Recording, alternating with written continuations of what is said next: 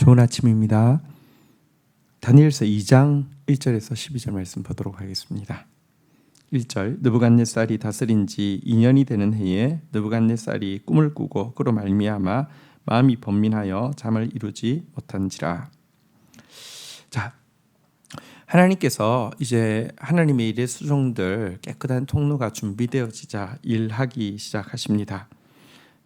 지금 이제 느부갓네살은 이제 예루살렘도 그 성전도 무너뜨렸고요. 명실상부한 이 제국의 황제로서 제왕으로서 이제 통치한 지가 2년이 되는 해인데요. 이때 하나님이 주신 그 뭐랄까요, 좀 놀라운 몽조가 있는 꿈을 꾸고는 그 뜻을 제대로 알지 않고는 견딜 수 없는 듯한 번민을 느끼게 되었습니다. 하나님이 이상으로서 주신 놀라운 두려운 꿈이었기 때문에 그렇습니다.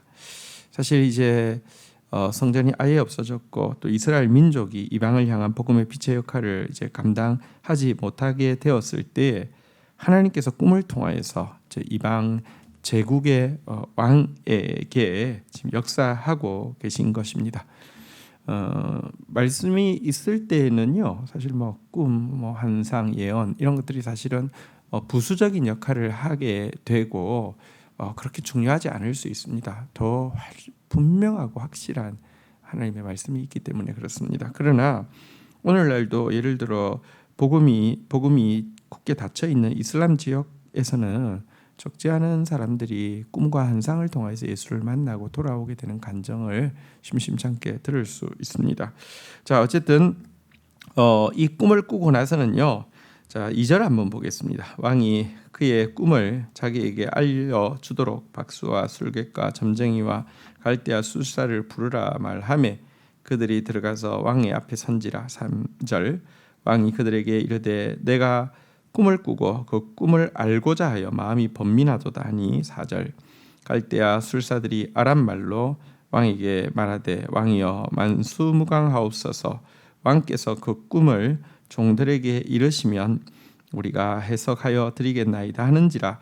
5절 왕이 갈대아인들에게 대답하여 이르되 내가 명령을 내렸나니 너희가 만일 꿈과 그 해석을 내게 알게 하지 아니하면 너희 몸을 쪼갤 것이며 너희 집을 거름더미로 만들 것이요. 6절 너희가 만일 꿈과 그 해석을 보이면 너희가 선물과 상과 큰 영광을 내게서 얻으리라. 그런즉 꿈과 그 해석을 내게 보이라 하니. 느부갓네살 왕은 이 꿈의 뜻을 바르게 정확하게 알지 않으면 안 되겠다는 두려움과 강박관념증 때문에 갈대아 술사들을 다 모은 상태에서 꿈부터 말하고 그것에 대한 해석을 말해야지 내가 진짜 너의 해석이 맞는 줄 믿겠다라고 하면서 꿈부터 말해줄 것을 요구했습니다. 사실 갈대아 술사들은 느부갓네살이 그들을 부르고 꿈에 대해서 꿈 해석을 하라고 할 때 두려워하지 않았을 것입니다. 꿈만 말해주면 대충 맞추어서도 이야기할 수 있기 때문에 그렇습니다. 근데 꿈부터 말하라고 하자 이들은 굉장히 당황하게 되었습니다.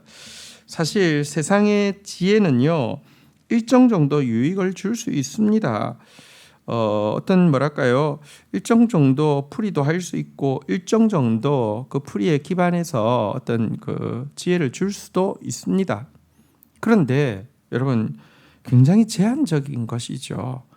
느부갓네살이 꿈부터 이야기하고 해석해야지 그 해석이 정확한 줄 알겠다. 이건 너무 뭔가 제국의 운명에 걸린 문제 같으니까 이렇게 이야기하니까 그들은 좀 당황합니다. 무엇을 할 수 있는 것이 없습니다. 그래서 그들은 이렇게 대답합니다. 7절 그들이 다시 대답하여 이르되 원하건대 왕은 꿈을 종들에게 이르소서. 그리하면 우리가 해석을 드리겠나이다 하니. 8절 왕이 대답하여 이르되 내가 분명히 아노라. 너희가 나의 명령이 내렸음을 보았으므로 시간을 지연하려 함이로다. 9절 너희가 만일 이 꿈을 내게 알게 하지 아니하면 너희를 처치할 법은 오직 하나이니 이는 너희가 거짓말과 망령된 말을 내 앞에서 꾸며 말하여 때가 변하기를 기다리려 함이라. 이제 그 꿈을 내게 알게 하라. 그리하면 너희가 그 해석도 보일 줄을 내가 알리라 하더라.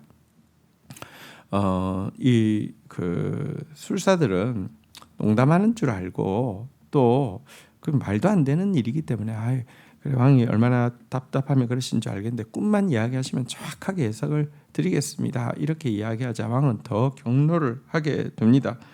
지금 내 그 이 명령 꿈을 해석하지 못하면 몸을 쪼개고 집을 걸음더기로 만들 것이고 해석해야지 선물과 상과 큰 영광을 주리라 이렇게 이야기한 이 명령을 지연시키고 때가 변하고 분위기가 변해서 그냥 무효로 돌아가게 하려고 너 지금 이런 말 하는 거라고. 이제 내가 너희를 심판할 죄목은 무엇이냐고 하면 내 그 명령을 너희들의 망령된 말과 거짓말로 이렇게 무산시키려고 한 이 죄를 물어서 너희들을 심판하겠다. 이렇게 이야기하면서 다시 한번 꿈부터 이야기하라고. 그래야지 그 해석이 진실한 줄 알겠다. 이렇게 이야기를 하고 있습니다.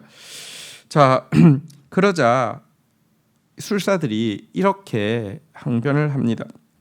갈대아인들이 왕 앞에 대답하여 이르되 세상에는 왕의 그 일을 보일 자가 하나도 없으므로 어떤 크고 권력 있는 왕이라도 이런 것을 박수에게나 술객에게나 갈대아인들에게 물은 자도 없나이다. 11절 왕께서 물으신 것은 어려운 일이라 육체와 함께 살지 아니하는 신들 함께 살지 아니하는 신들 외에는 왕 앞에 그것을 보일 자가 없나이다 한지라. 12절 왕이 이로 말미암아 진노하여 통분하여 바벨론의 모든 지혜자들을 다 죽이라 명하니라. 이제 이 술사들이 대놓고 이야기합니다. 왕이 그렇게 요구하는 것을 보여줄 수 있는 사람 한 사람도 없습니다. 그래서 어떤 권력자도 어떤 재앙도 그런 것을 요구하지도 않습니다. 그러면서 이런 이야기를 하죠. 육체와 함께 살고 있는 그 신들이 아니면은 보일 자가 없습니다. 이거 말도 안 됩니다. 이렇게 이야기를 하고 있죠. 그러자 왕은 다 지혜자들을 다 쓸어버리라 이렇게 이야기를 했는데요. 이것은 사실 느부갓네살이 너무 지나치게 보이는 것도 맞습니다. 그렇지만 사실 이 위기가 하나님의 참된 지혜자, 그 안에 하나님의 영이신 성령이 들어온 참된 지혜자 다니엘을 드러내기 위한 하나님의 계획 안에 있는 과정이었고요. 또 한 가지는 세상 지혜가 여러분 궁극적으로는 무능하고 아무것도 할 수 없다는 것을 우리에게 보여주는 것이기도 합니다. 성경은 우리 안에 우리와 함께 하시는 성령의 역사에 대해서 이렇게 이야기합니다. 사람의 일을 사람 속에 있는 영 외에 누가 알리요? 이와 같이 하나님의 일도 하나님의 영 외에 아무도 알지 못하느니라. 우리가 세상의 영을 받지 아니하였고 오직 하나님께로부터 온 영을 받았으니 이는 우리로 하여금 하나님께서 우리에게 은혜로 주신 것들을 알게 하려 하심이라. 지금 하나님께서 제국의 운명에 대해서 또 성전이 무너진 시대에도 일하고 계신 하나님의 주권에 대해서 이야기하신 이거 알게 하려고 그에게 이런 꿈을 보여주셨고 그에게 이런 무리한 요구를 하게 하시고 이미 솔루션 다니엘이 예비되어 있기 때문에 이런 일을 하게 하신 것을 보게 됩니다.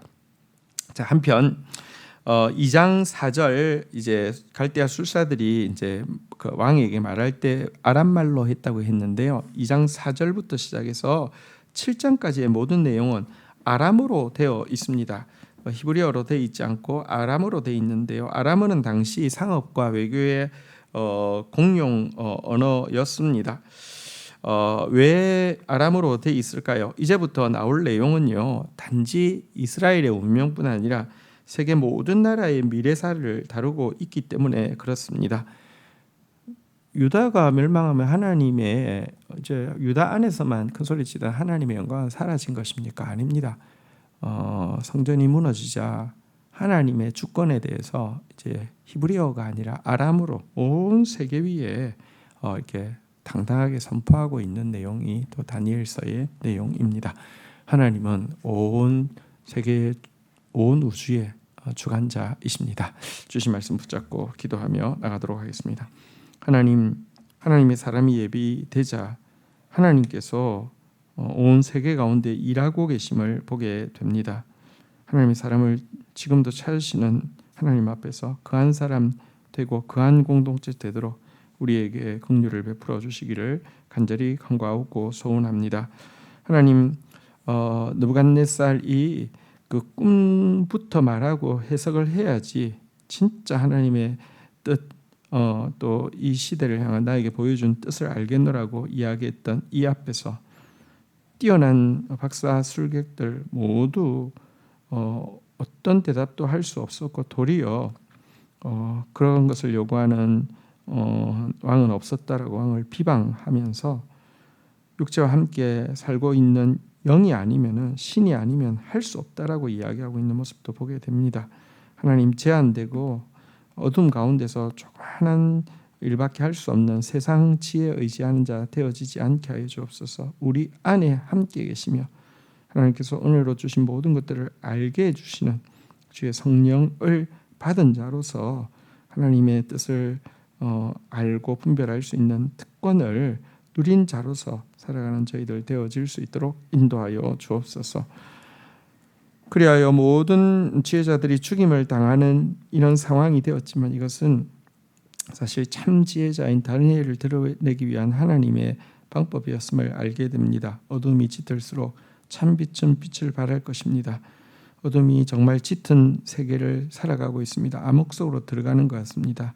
이럴 때에 암흑에 대해서 비방하고 한탄하는 것이 아니라 정말 이 시대를 밝힐 참된 빛으로서 준비되어지는 하나님의 사람들이 나타나게 하여 주옵소서. 그런 사람 되게 하여 주옵소서.